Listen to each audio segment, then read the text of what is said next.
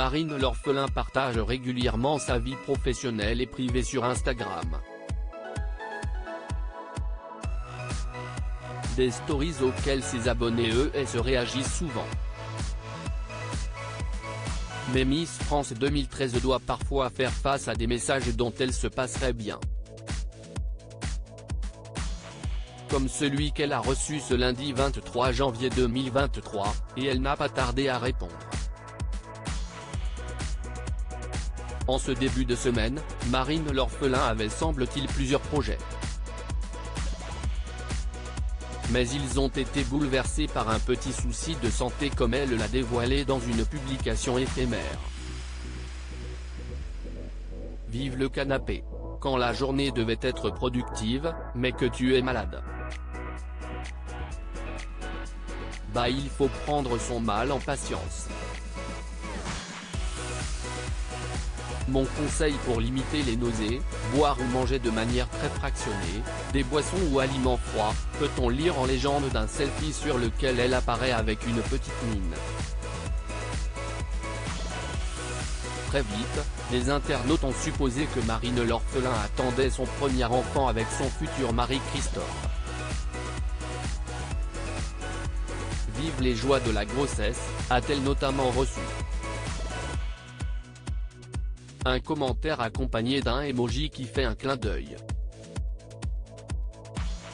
Et il a eu le don d'agacer l'ancienne reine de beauté, qui a fait sensation lors de la dernière cérémonie Miss France. Elle a donc répondu, « Alors je sais que ce n'est pas malveillant de votre part. Mais comment pouvez-vous toujours poser cette question à une femme en 2022 ? J'ai reçu des dizaines de messages dans ce sens. Doit-on encore et toujours répéter que cette question est inappropriée ? Pourtant, je n'ai vu des témoignages, des coups de gueule pour dire stop. Et oui, il vaut mieux s'abstenir de faire des suppositions, car on ne sait pas ce que vit la personne réellement dans sa vie perso et sa vie de couple. Bref. Nombreuses sont en effet les personnalités à avoir subi la pression du public sur le sujet d'un éventuel bébé. Laurie Tillman par exemple en a déjà parlé à l'époque où elle était encore en couple avec Juan Arbelay.